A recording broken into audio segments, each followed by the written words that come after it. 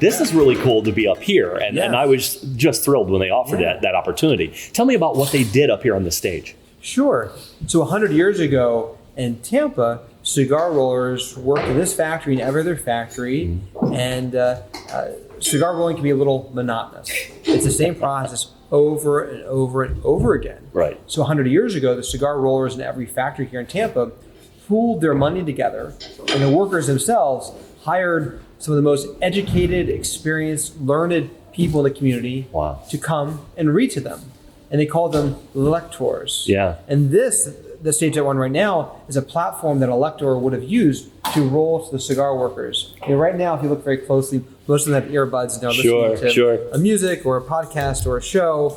But 100 years ago, there weren't earbuds. There wasn't radio. It wasn't even radio, right? And so how did the rollers entertained? And they were entertained by having these wise people read works of literature, news of the day, communist propaganda, you name it. It was all read to the workers, and it's just a piece of the history here in Tampa. And so on a daily basis, we don't have a full-time lector anymore, but whenever you want to read something, I'm your guy. we're happy to have you read to them and keep that tradition alive too, because it's an important part of the history of Cigar City. Yeah, and that to me was just an amazing story. And I've been downstairs and seen the actual machinery that you used 100 years ago, still in service, cranking out hundreds of cigars a day. Exactly. And to see the boxes in the hallways and all the rollers full of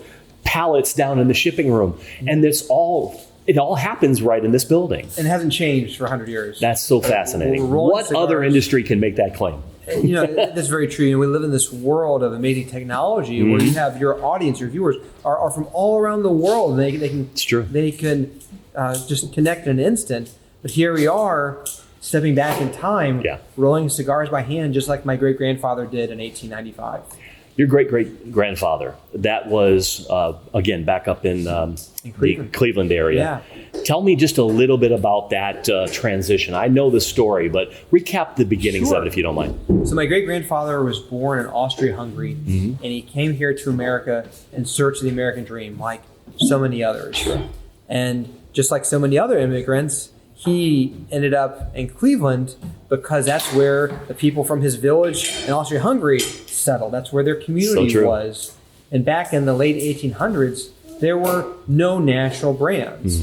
Every city, every town had its own breweries, its own print shops, its own cigar factories, and they just served the local market. It wasn't until really the advent of radio that you could advertise regionally and then nationally that you started to see big brands have a nationwide presence. And so 100 years ago, every town, every city had its own cigar factories. That's awesome. And my great-grandfather, our company was just one of 40,000 licensed cigar companies in 1895. But heading into the 20th century, every industry started to consolidate. True. The auto industry consolidated in Detroit. You have companies like General Electric and Procter & Gamble become just houses of brands. And the cigar industry consolidated here in Tampa because of its connection to Cuba and Deepwater Port and the wonderful climate that we have, which has a lot of humidity in the summer.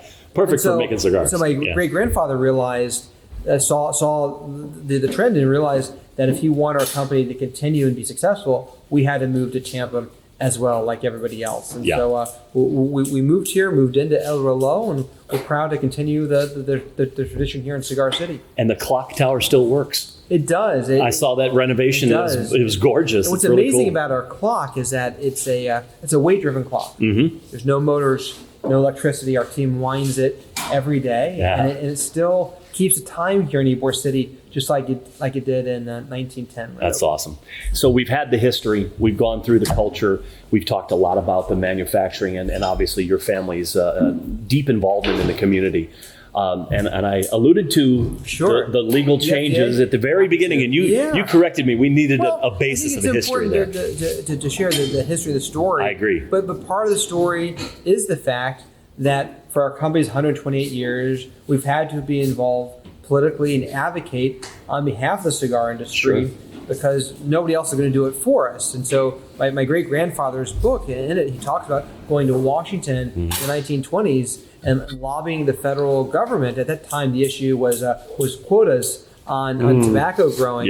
But more recently, our recent issue has just been with the FDA. And I should say from the outset that the FDA is very well-intentioned. The FDA was charged by Congress with stopping kids from using tobacco products and addressing addiction in tobacco. And we know, in fact, you and I know, that cigars are not a part of that. Not even close. Children don't smoke cigars. that there's scientific studies on that, and cigars are enjoyed in moderation. Yes. But the FDA, when they started looking at tobacco, they didn't know what a cigar was. Right.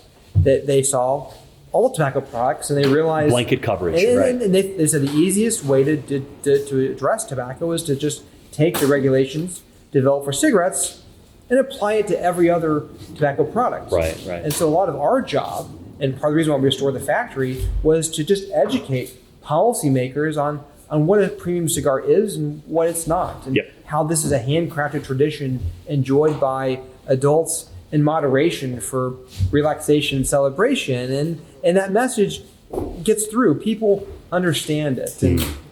And I've had folks at all levels of the government say, you're not the problem.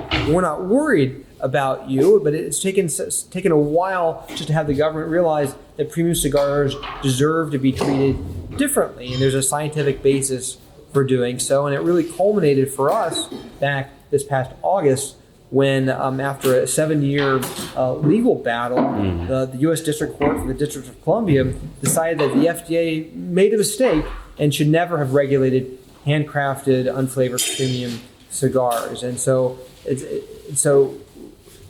we've been living in what we've been calling regulatory purgatory for almost a decade. Right. And now we have an opportunity to really breathe a sigh of relief. But Chuck, I'll say this in the same breath also, and say that we know from our 120 years of history that we're still going to have to meet with folks in the government. You bet. We're still going to have to share our story, share this wonderful tradition, and explain why it's important that it needs to be preserved. And so I have an idea. Send the senators a box of cigars.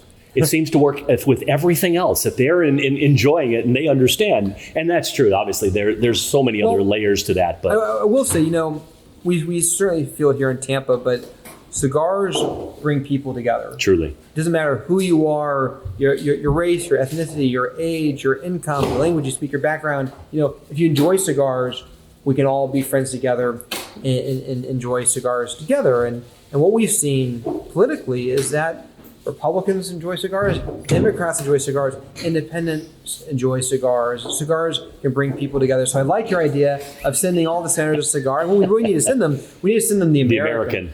Right on. Because it really highlights this wonderful cultural heritage that we have that really dates back to 1612 when the first tobacco crop was planted in Virginia. You know what surprised me? You mentioned the different parties and how this kind of a universally accepted thing. The first salvo, I guess you would say, when it came from the FDA, I read the papers that were submitted from Bob Buckhorn, the mayor at the time, from others in the community that were supporting you as a businessman, your family, and how they were trying to make it well known that this is a separate industry that has really nothing to do with the addictiveness of cigarettes and the additives and the chemicals. And you talked about the science. That is, to me, the nail closing everything down, hammering that nail down. There's just 100% of all the studies support that. And the fact that you're getting that kind of, support from community leaders who might be, politically cautious about supporting something like a tobacco product, they really did. They got behind the so grateful. Newman factory. From the very first days when Mr. Ebor decided to move to Tampa in 1885, the local government, the local leaders here in Tampa have been unwavering in their support for the cigar industry. And it doesn't matter your political stripes. Tampa has recognized and supported this beautiful industry that we're in, which is one of the reasons why we wanted to restore El Reloj and open it up to the community and showcase it, was to express our gratitude to the city of Tampa and Hillsborough County and the state of Florida for welcoming the cigar industry here and supporting it for the past 137 years. That is fabulous. And what a great story. And I would be remiss again if I didn't bring up plans for the future. Obviously, the park, the hotel, those are marvelous plans. I would love to help be a part of that any way I can. And is there anything else that you can tell us about coming up?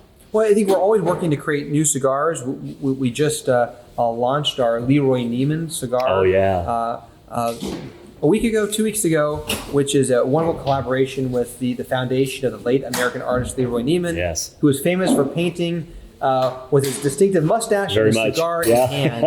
And that project, we make no money on. All the profits are being donated to support the public schools here in Tampa. It's for arts education at public schools, which is great. And we're working on some new cigars next year, and just shipped yesterday 37 one-of-a-kind humidors made with original wood from the 2011 NBA All-Star Court. I got to see those boxes. It was very exciting. That's so cool. It's neat, but you know, all that we're trying to do here in Tampa is keep this tradition of cigar making in our community alive for the next generation and showcase it. And so it's a real privilege. So talking again from the very onset about the culture, about the cigar lifestyle, and now seeing that the oldest factories that are still thriving right here in Ybor City. And it has absolutely been a pleasure and a thrill for me personally. Drew, I can't thank you enough for your time. Is there anything you'd like to leave our watchers with here? What I would say is that you went on a tour a few weeks ago, and your last tour before that was 10 years ago. Don't wait 10 years to come back. I promise I won't. Now that I can come up here on this marvelous lector stage, and I'll bring a book next time and end it on a story. So. I'm serious, so please do. That'd be awesome. I'd love that. Excellent. Drew, thank you so much, Jack. My pleasure, sir. You. Take care.